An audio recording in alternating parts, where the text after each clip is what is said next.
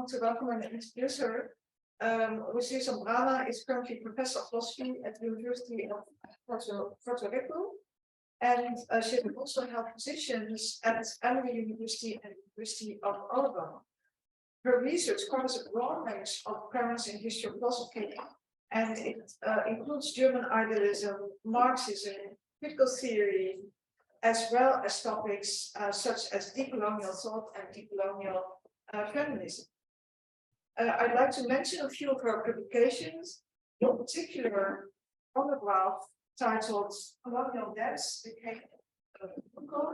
Rico, Duke University Press, published in 2021, and a chapter that is part of the Oxford Handbook of Philosophy and Race, published in 2016 with Oxford University Press, called Hegel, History and Race. And the title of this talk today is The World, the Void, Anti-Blackness in Hegel's Philosophy of History. The floor is yours. Thank you so much, Karin. It's great to be here. Can you hear me? Okay. It's wonderful to be here, and I've learned quite a bit and enjoyed the talks so far. So we'll just jump right in. So Ronald Mendoza de Jesus opens his remarkable essay. Make sure I know when I started. Opens his remarkable essay, Glissant's Blackened Medusas, calling attention to the one redeeming quality, he says, of the name, the New World. Its capacity to bring our attention to the historicity of the world, he says.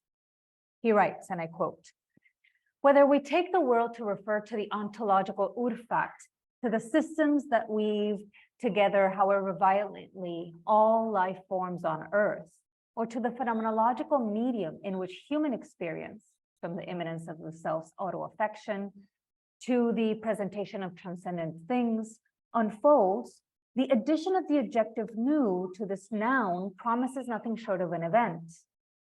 For the noun New World does not simply gesture to the fact that something that was before was marked by non-being,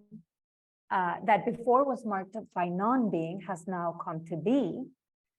When the world is being recreated, at stake is the very emergence and institution of a novel grammar of being and non-being.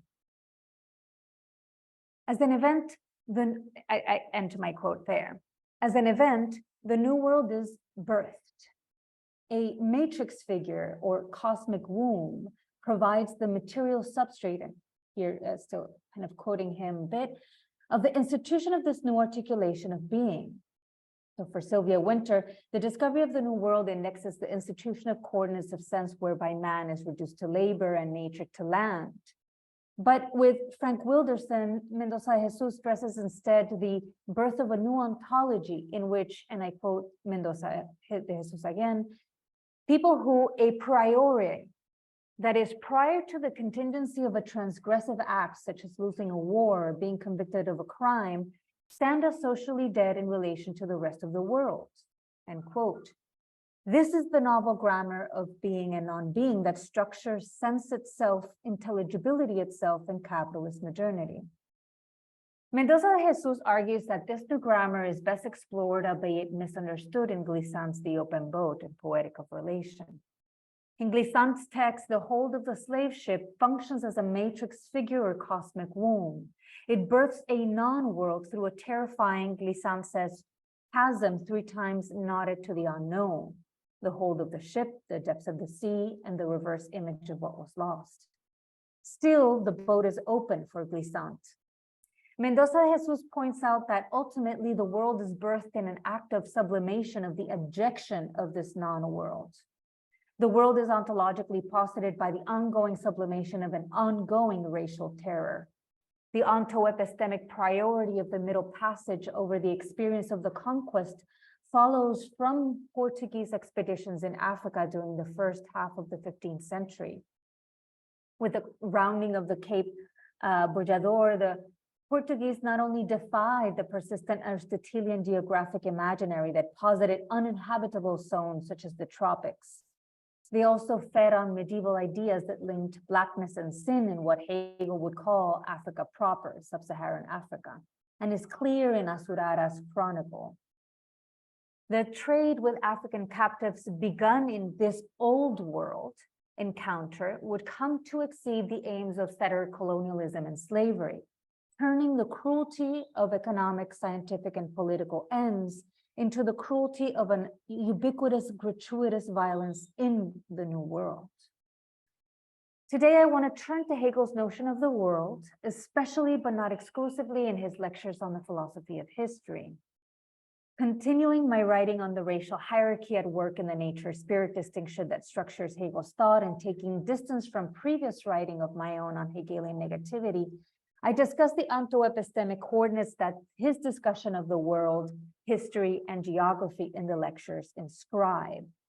I do so specifically in relation to the anti-Blackness that structures the new grammar of being and non-being that shapes the new world. With Mendoza de Jesus, then, I am interested in tracing this new grammar in Hegel's own positing of Africa outside of world history. So there are two sections, one, the world. Hegel opens his lectures famously stating that the matter at hand is philosophical history of the world, hence universal history itself. World history is, according to Hegel, the progress of the consciousness of freedom, which we must recognize as necessary. A philosophy of world history is an exposition of Geist's development in and through its externality, nature. More precisely, Geist achieves consciousness of freedom through its externalization, whereby its otherness in its unfolding through material, purportedly unconscious nature, indeed through its own materiality, it comprehends that its nature is freedom. Geist, Hegel says, is essentially the result of its own activity. Its activity is the transcending of the immediate, simple, and reflective existence, the negation of that existence, and the returning to itself, end quote. Freedom is here the self-determining activity distinctive of modern Western subjectivity. Yet it is crucial to note that for Hegel, that spirit is a product of itself means that freedom as self-determination posits reality as such. The activity of Geist inscribes the norm of freedom beyond any normative realm of action. It posits the coordinates of intelligibility as such, the world historical as such. The ontoepistemic weight of the project of Western modernity specifies the idea of history as well as the idea of world. I have written extensively on Hegel's claim that Geist is its own deed and its own work. In Hegel's theory of intelligibility, I argued that that the key to Hegel's obscure formulation is his characterization of Geist as activity and activity as negativity. Following Robert Pippin, I suggested that Hegel understands Geist on the model of action and action on the model of as a matter of self-negation. As a product, Geist is the result of one's world, one could say, breaking power. So my book focused on what Jay Bernstein called in a couple of essays, the analytics of transgressive action in Hegel. So where the breaking or transgressing of norms is an irreducible feature of any, well, Bernstein says, meaningful action. Conversely, however, self-negation, transgression, intentionally or unintentionally stepping beyond the norm has world-making or world-positing power. It brings into being a new Gestalt des Geistes, in the language of the phenomenology, a new norm that articulates not only the realm of ethicality, but intelligibility as such. Historical change, transformation, revision, whether understood as an ontological progression or as a retrospective normative clarification, is a matter of the intelligibility of the world. So there I argued that as the core concept in Hegel's thought, negativity establishes the normative precariousness and normative ambivalence of historical change. But if we focus on the norm positing, that is on the world positing power of Hegelian negativity, we see that the latter resists any such interpretation. Here, in disagreeing with myself. So key here is specifying the nature of Hegel's view of actualization, specifically in relation to his notion of world history. Rather than a normative authorization, actualization should be understood as the activity by which the world is posited onto-epistemically, especially or specifically through the institution of a grammar of being and non-being that delineates what is and what is not world historical. Clarifying Hegel's notion of the world is thus necessary. I find here Angelica Nuzzo's work decisive, even if I'm going to take some distance from her work, as I am taking distance from my own previous work on the matter. Nuzzo reads Hegel's notion of the world as the dialectical speculative successor of Kant's criticisms of the metaphysical conception in The Critique of Pure Reason. The notion of the world should be understood as Hegel's practical cosmology, she argues. This cosmology is tied to the idea that philosophy is one's own time comprehended in thought, as we know from the philosophy of right, where Hegel denies that the world is either a construction of reason or a waiting for what ought to be. Because the world is the actual dimension of reason itself, Nuzzo writes, philosophy's grasp is an account of the ways in which spirit constructs, produces, and comes to know its own world. The totality of the world or its idea is not given and fixed object, but a process. The world is a historical process, end quote. In a philosophical practice that understands itself as providing an exposition of the fact that that the fact of what is reason, the present is the actuality of the world. Hic rodus, hic saltus, Hegel writes. Philosophical activity cannot escape the world, Nuzzo writes, as it is from and responding to a living actuality of spiritual production, reproduction, and ultimately self-production of a content that then is shaped into the totality of the world, end quote. For Nuzzo, the notion of the world then occupies a central methodological position in Hegel's philosophy. It is that fluid, dynamic, historical context in which self-understanding happens. To know the world is, as she will argue in other texts, an act of historical memory that draws from or is made possible by the speculative dialectical thrust of thinking itself. Hegel's transformation of Kant is to understand reason not only in the world, I want to suggest, in contrast, but as the world. That the actual is rational means that the present is the totality posited by the activity of Geist, hence through history. Comprehending the world, in other words, is the activity of grasping the historical process whereby it has been posited, not only given meaning, contested, revised, but ontologically and epistemically installed as what is.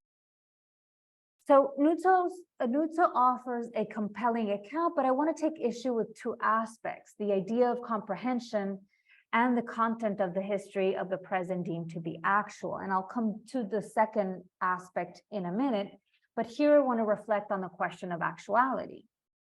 Nuzzo is invested in specifying the work of philosophy as a practice in and of the world, but I'm interested in contrast in the world positing activity of comprehension itself. Comprehension, therefore, as an onto-epistemic act. Hegelian begreifen installs sense itself in terms of that which is being, rationality, and that which is not, non-being, that which merely exists, that which admits or does not admit of rational development. Another self-correction, however, is here in order. So in my book, I also considered the account of history comprehended from the standpoint of absolute knowing in the phenomenology. And there I argued that history is conceptually grasped first in Geist comprehending itself as a specific form of life, right? And that this involves a form of gathering, Erinnerung, a gathering of events, norms, institutions, and contributions to the present shape of life. Second, Geist comprehends the logic of a phenomenology of spirit, therefore of historical memory, turning a phenomenology into science. And third, Geist comprehends itself as the author of this life. So I argued, following Pippin again, that this is Hegel's modernism, the comprehension that the nature of Geist is historical, and that this is a feature of Hegel's transformation of Kantian Selbstgesetzgebung. Today, I want to argue, in contrast, that comprehension is an onto-epistemic act that installs not only a world, modernity, but the world history. Hegel here naturalizes modernity rather than historicizes being. Actuality, more precisely, actualization, posits in an ontoepistemic act a grammar of being and non-being. Hegel's master concept, negativity, is here key. And I want to think a little bit with Ray Terada, who has recently traced the relation between radical negativity in Hegel and raciality. Terada maintains that Hegelian radical negativity, that notion that critical theorists of various stripes reached for in order to claim Hegel as a source, occludes the racial logic of Hegel's thought. Hegelian negativity establishes non-relation as the ground of relation. So being with oneself in another, finding oneself in the other through a movement of externalization and inwardization or return to self, does more than index non-recognition at the heart of mutuality. It posits the non-being of the other, an other that should be recuperated and known, albeit never fully. The famous discussion of recognition and its phenomenological exposition in the Lordship and Bondage section in the Phenomenology is locus classicus for thinking of the irreducibility of misrecognition in every idealized act of recognition. And we might think that it's instructive here to recall that discussion, where famously Hegel argues that one's ontological, epistemic, and social standing requires confirmation from the other, hence entails one's self-negation or externalization. Yet this establishes one's relation to the other not only initially, but irreducibly as annihilation. The other is only for me. Recognition of the other is structurally denied. This is a self-undermining act, to be sure, since elimination of the one who can confirm one's standing is self-defeating for Hegel. And of course, the Lordship and Bondage section exposes the inherent violence and limits of mastery, foregoing, nevertheless, the historical fact of slavery, revolution, and abolition, for example, in Haiti, of which Hegel was well aware. Nevertheless, Hegel argues for the necessity of mutuality and reciprocity, as we know. Now, Hegel's account of persistent misrecognition, rather than mutuality, Terada argues, does not give clues about the structural violence of sociality. In positing the necessity of another that must remain both accessible and opaque, it instead posits the racial logic of Hegelian negativity. At the level of world history, the other is posited as other for me in being available to relationality as such in a process of civilizing, right, development. The other is open to the becoming of Geist despite being opaque in its supposed lack. As we will see in the next section, Terada argues that Hegel will, quote, make the openness of the negative into the measure of authentic development, and then uses it to generate racist images of Africans who lack it. End quote. Here I want to point out that actualization is not a matter of gathering and establishing the normative authority of a Gestaltes Geistes, but rather of instituting the world by positing the other for me. As that which drives externalization and inwardization, through which comprehension takes place, negativity is central to the ontoepistemic act of positing the world through positing the non-being of the other. Self-negation articulates the totality of what is, establishing that what is reason on the basis of what it is not, of what is not. So Terada's key contribution then is pointing to the fact that what is not yet reason, rational, free, but with settler and colonial intervention could be, is not the same as that which is radically self-enclosed, not available, right, on Hegel's account for rational development. In her words, impervious to non-relation, end quote. Actualization can be said to be foundationally anti-Black rather than merely Eurocentric, in positing Africa as impervious to non-relationality as such, to the structure of misrecognition that ultimately allows mutuality or civilizing development. With Terada, I want to argue that Hegel's notion of the world relies on the institution of a grammar of being and non-being that grounds not only the dialectic of relation and non-relation, but its constitutive outside, that which is impervious to non-relationality as such. Okay, the void. So I want to return to Nutso. I've amended her and my own account of the notion of the world in Hegel, shifting from a methodological and normative to an ontoepistemic understanding of actualization.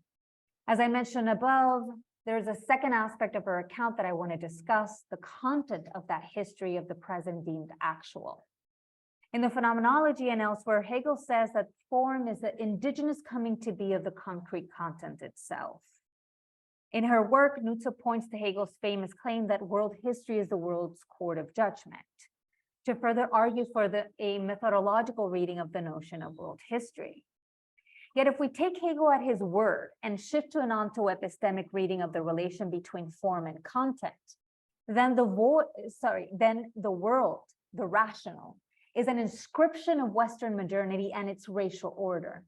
World history as the world's court of judgment indexes a grammar of being and non-being that installs the world in an act of racial distribution. In my book, I argue that the form is nothing but negativity itself, which necessitates content in order to be negation in the first place.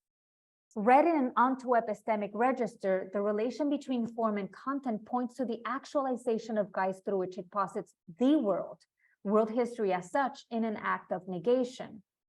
The indigenous coming to be of the concrete content itself is here the world positing activity of Geist itself, in other words. In the becoming conscious of freedom that Hegel deems to comprise world history is more than an act of comprehension or normative authorization of a particular idea of freedom. Rather, it is the institution of the totality that is the world through a radical disjunction. So for this reason, the content of Hegel's philosophy of history, rather than the method or the form, is key to understanding Hegel's idea of world, and in fact, his idea of the new as world as well as the old world. Hegel begins the lectures by considering the geographical basis of history. The spirit of a people, he says, is the effect of a natural connection or characteristic, an extrinsic element that it is essential and necessary, is its essential and necessary basis. The history of the world, he says, appears in its actual embodiment as a series of external forms, each of which declares itself as an actually existing people. That a people appear in space and time, externality and negativity, according to Hegel, means that they, and I quote, appear in history and take a place in position, and position in it. Frigid and torrid zones, he says, lack world historical peoples, as conditions represent natural obstructions that do not allow, he says, reflection of spirit back upon itself in opposition to the immediate. Quote. In the extreme zones, he says, man cannot come to free movement. Cold and heat are here too powerful to allow spirit to build up a world for itself. The theater of history, he says, is a temperate zone, therefore. The geographical basis of history embeds the world historical in nature, that which would otherwise be an historical event, the articulation of what Hegel calls a people through its own activity, becomes initially fixed by its externality. Its externality determines the possibility or impossibility of rational development. The world as a totality encompasses the very nature-spirit distinction at the heart of Hegel's thought, initially in the material embodiment of the earth, in the earth. So on this basis, Hegel discusses the distinction between the old and the new world. The new world is marked by, he says, immaturity, both in terms of discovery, as well as in terms of, he says, physical and psychical constitution. He does not deny, he says, the new world, the honor of having emerged from the sea at the world's formation contemporaneous with the old, end quote. Yet he points out that especially the archipelago between South America and Asia, he says, shows physical immaturity. Famously, Hegel argues that a grade of civilization of the people must expire as soon as spirit approached it. He writes that the translation, Aborigines, after the landing of Europeans in America, gradually vanish at the breath of European activity. We were discussing this a minute ago. And he moves on to replicate the argument most famously launched and then retracted by Bartolomé de las Casas, when he states that the weakness of the human psyche This weakness led to the importation of African labor, here noted to be susceptible to European culture. This susceptibility is due to the capture and enslavement of Africans, which despite its injustice offered a path to rational development, according to Hegel. For Hegel, America is the land of the future, despite the difference between North and South in terms of, for example, political organization and religion. Its promise, Hegel argues, in settler colonial valence is its expanse. It has the possibility of circumventing the challenges of and in the old world, given its territorial capacity. Because the new world is yet to be determined, it is not the subject matter of a philosophy of world history. So the old world is the scene of world history, he says. It is a site of institution of the novel grammar of being and non-being, I want to argue, that frames the very distinction between the new and the old world. 3 continents compose the old world, he says, Africa, Asia, and Europe. They contain highland, plains, and coastal areas, each determination of nature consistent with the belief that only the temperate zone is the theater of history, indexes the determination of the spirit of a people. And it is here where we find Hegel's infamous discussion of Africa, specifically sub-Saharan Africa, as outside of world history. Africa is divided into 3 parts, according to Hegel. Northern Africa, coastal region tied to the Mediterranean, must be attached to Europe, he says, given the civilizing possibilities of European invasion. Africa proper, sub-Saharan Africa, however, is, he says, shut up, compressed within itself. Not only its tropical nature, but its tropical condition maintains Africa in a state of self-enclosure, he argues. And it is here where we encounter some of Hegel's most explicitly violent comments about Africans. Hegel describes specifically Black people in terms of their supposed intellectual, cultural, and moral and legal capacity and right, as well as their moral political character, as Daniel James and Franz Napick have most recently detailed. Most relevant here is Hegel's characterization of Africa as being in, he says, a pure remaining within themselves, which does not proceed to difference, to thought, as not subordinating, he says, the actions to a shared universal purpose, as he also says, having not proceeded to diremption, understanding, thought, science, lawfulness, and as susceptible to development through colonial slavery, which he says enabled Africans to live in freedom and therefore should be abolished only gradually. So Africa is here not merely in a natural condition. It is unhistorical, undeveloped, and in being self-enclosed. It is merely the threshold of history, he says. And it is this characterization that Terada argues should hold our attention. Africa Popper's intractability indexes a lack of non-relation that makes possible relation. Lacking openness to the negative, as she says, lacking the capacity to be torn within by non-relation. Lacking the capacity to be torn within by non-relation, Terada writes, establishes not only the non-historicity of African people, but the non-being of sub-Saharan Africa. So it's instructive to expand on Terada's account, pointing to what I want to argue is the logical structure of the claim of imperviousness to non-relationality, as the logic of Hegel's raciality. Recall that relation is founded on non-relation. Non-relation makes possible the dialectical unfolding of Geist, not in the world, but as the world, as world history as such. Although not immediately present in Hegel's lectures, I want to suggest that the imperviousness that Hegel attributes to Africa occupies the role of what Hegel analyzed in other texts as the void, in particular in relation to the one, and as a place of non-being par excellence, yet necessary for the institution of being rationality, as the threshold of world history. Hegel's account of Africa follows the logic of the void in his other texts. As I've argued elsewhere, in the science of logic as well as in the phenomenology, Hegel clarifies the void as that negativity that is no negation at all, rather a repelling. The void establishes non-relationality as the ground of relation, positing the structure of the world in light of a grammar of being and non-being. Speaking of the most ancient thinkers and against Parmenides and Heraclitus and the ancient discussion of the atom and the void, Hegel celebrates the speculative determination insofar as the void was recognized as the source of motion, end quote.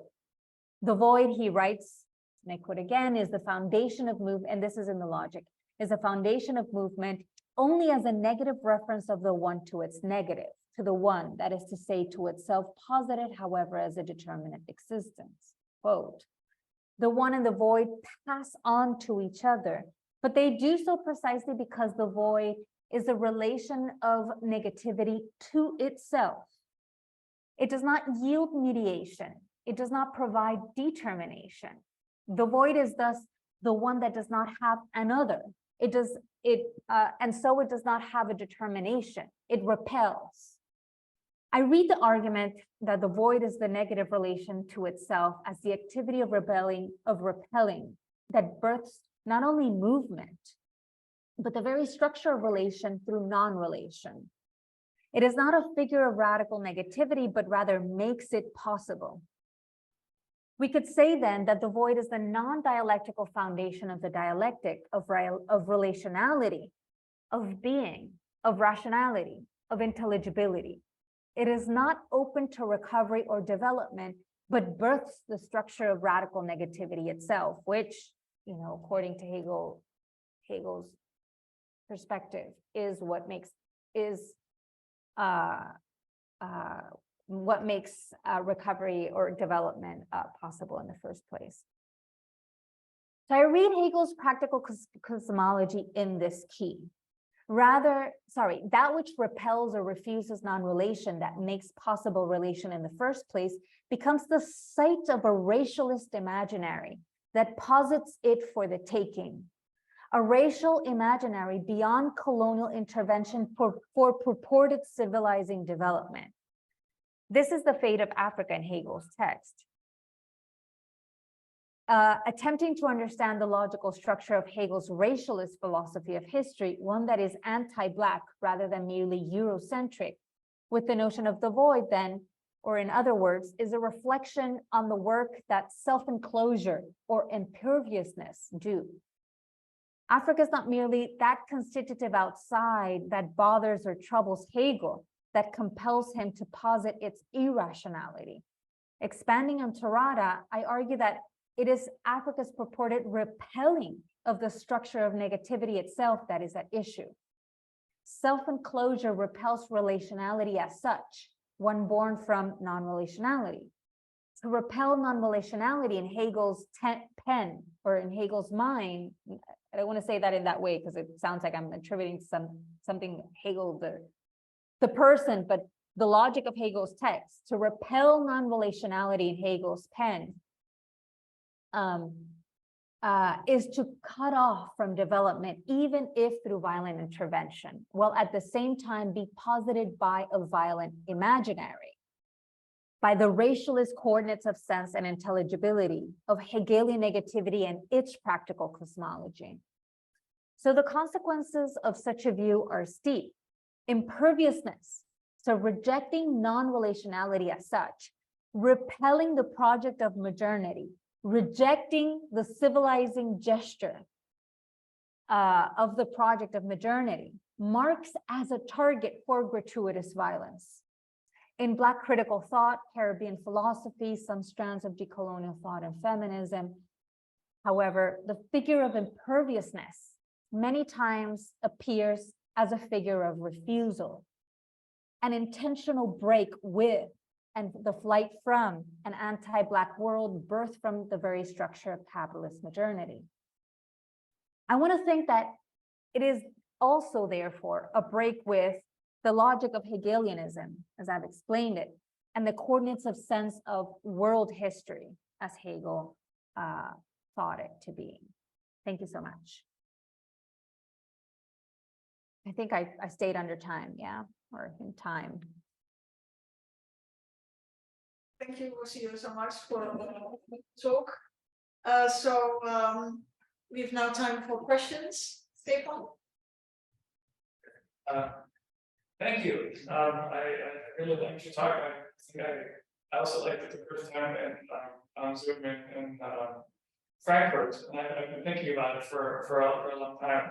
And I appreciate the sort of the radical gesture that you're making. I think it's a great move to take seriously Hegel's absolute idealism here. And I think that maybe is what you're doing.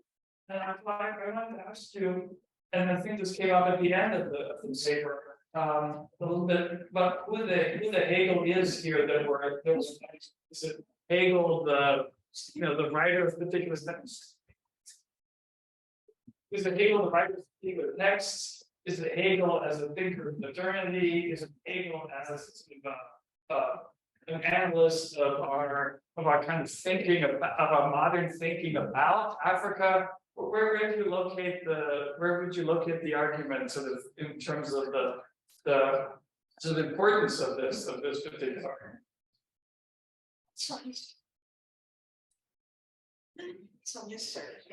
I see there are many gestures that may, but is not related, Karen, to this. Okay, so thank you for the question. There's a lot of echo. So for us in Zoom, it's I think maybe a little bit hard to understand, but I think I got what you asked. Where do I locate the argument? Is it an argument about Hegel the person, Hegel's philosophy of history, Hegel's logic? And I want to say that I'm not interested in Hegel the person. I mean, that's an important issue, but what I want to think about also what Hegel's text, how is it part of a cultural legacy that is with us today? So it produces a form of imaginary, and it produces a sense itself that we still kind of have and live with, and not only work on as Hegel scholars, but I think it's a contribution to the modern capitalist world that we live in. So what I want to do, or what I try to do in the text, is try to think about these pieces systematically. So rather than thinking about what is Hegel's methodology or logic, and then what did he actually say about world history, they cannot be understood apart from each other. I think on Hegel's own terms, Hegel understands his own project as necessarily a project both of form and content. And that, whatever we say about form or method or idea is the becoming of content itself. So it is the kind of it has a material trace of history itself. And that history is a very specific rendition, right, and it has a normative valence as well, but it is a very specific history, and a very specific history that is affirmed from a very specific perspective. And so that's kind of what I wanted to do. And I also wanted to not talk about Hegel's Eurocentrism, wanted to really talk about his contribution to anti-Blackness. And of course, there's many more other forms of racism that we would have to talk about and kind of make more precise. But in particular, this question of Africa as being posited outside of history seems to me to have, again, kind of a systematic, structural, onto-epistemic valence in Hegel's text that we should take very seriously. I don't know if that answered the question. Okay, Gunther Zuller, please. Thank you very much for the presentation. I'm interested in the very concept of Weltgeschichte, as Hegel uses the term. There is an alternative concept available in German, Universalgeschichte, universal history, that has prior usage, but seems to have been pretty much displaced by Hegel's preferred Weltgeschichte. And there is also the connection to the Kantian project of world history as cosmopolitan history, where world is not just a geo term, but is a political term that goes back to the Hegelian perspective. World is only, in a very selective view, what contributes to the advancement of freedom in some east-west course that is not a course including the South or other more remote regions. Do you see this also already built into the very terminology and conceptuality of Hegel, Or do you think that it is more something that results from his prejudiced neglect of entire parts of the world? Thank you. Thank you so much for the question. So whether Hegel is in fact then collapsing universal and world history and that's a feature of his neglect of considering other parts of the world. Did I understand correctly? It's either that he has a preliminary, much more selective concept than the reference to universal and world would let one believe, or that out of his understanding of it, this term develops. How does he manage to use a term that seems comprehensive and that yet is operative in a very selective way? Yeah.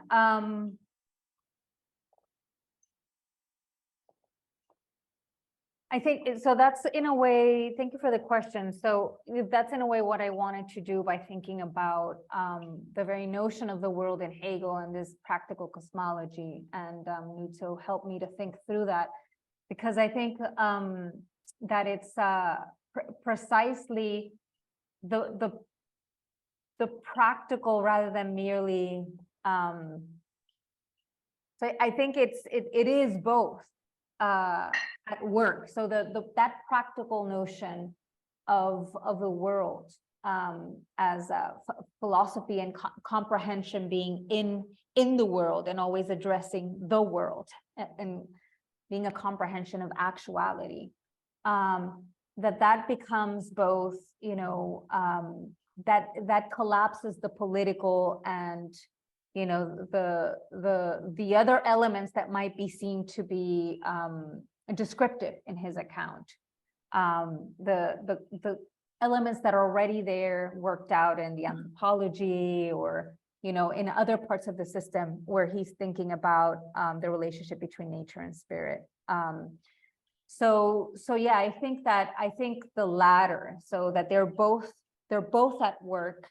And I think that's how he's constructing precisely his conception of the world, both understanding the practical political, and therefore that's why therefore there's a kind of a normative determination of an account of world history, and at the same time that it is tied to and anchored in this question of the possibility, natural determination and its possibility. Mm-hmm. And of course, it's a very, you know, it's a very restricted account that he universalizes, I think, because he wants the practical to be first philosophy in that respect. But it fails because it just takes the methodological or systematic points are built from already that particular perspective that limited perspective that he's working with. Mm-hmm. Did that answer your question? Yeah, thank you. Thank you. So maybe you can continue the conversation at a later point. So the next and final question is by Efraim Latsos Ochoya. Okay, so thanks for the presentation. I've always appreciated the way you present your ideas. So thank you again for that. My question is about this impreviousness or self-enclosedness. I'm sorry, there's a lot of noise around. I hope it doesn't filter too much. So the question is about the self-enclosedness that you mentioned. This impreviousness to relationality, as you put it. So I guess the question is whether you would consider that a sort of alibi or Hegelian alibi, or even a legitimation of slavery in the following sense, assuming that self-enclosedness is not compatible with having their own developmental process, right? So assuming that imperviousness is just a static void and nothing comes out of that, right? So the legitimation would be that only, and this connects with the previous talk, right? So only when people are where people or persons, that depends on it, but are mature enough for freedom, can one, you know, uphold the abolitionist agenda, right? So Hegel was some sort of, I don't know if you agreed with this, but he was some sort of abolitionist, some sort. And so we would ask ourselves why, being an abolitionist, is he an anti-Black, as you mentioned with Terada, right? So would you agree with this, that this would provide, I mean, freedom is only for those who are mature enough for freedom. So, and we determine what's maturity, because on the quote on the transcript, you know, the horrible consequences of giving freedom to people that it's not mature enough, right? So we have to correct the historical record, because we know that it wasn't like that. Like the revolutionaries in the General Assembly in Paris, some of them, high percentages of them, had interest in the sugar industry in the island, right? So this is ID. So maybe I'm just stating the obvious, but my real question is, assuming that negativity without negation cannot become itself a negativity with negation, to use your jargon, your expression, assuming that, wouldn't that be an explanation for his moderate abolitionism, and also a legitimation of slavery at the same time? I hope I was clear and the noise wasn't too much. No, yes, and I'm struggling with noise myself. I hope Okay. everything it wasn't too obstructive when I was speaking. No, thank you for that. Yeah, of course, this is exactly the point. And you know, I think it's an important point, not just when we think about Hegel's own position, but our own positions about, you know, how we understand the project of abolition, and which is important for today when we organize around abolition, when we think about that term in terms of, for example, institutions like the police that in the US, you know, gratuitous violence against Black men and women, cis and trans, you know, is a new form of lynching, or a continuation of a form of lynching that is to be reckoned with. And so the question is precisely abolition, and I think there is this legacy of Enlightenment thought, especially, and in the Kantian Hegelian vein as well, this idea, right, that you know, that abolition of a structure like slavery is toward a structure, right? It is toward humanity, toward the structure of freedom defined by the terms of, you know, European Enlightenment thought and praxis. But of course, you know, that is part of the world that necessitates slavery and like continues to perpetuate a racial hierarchy.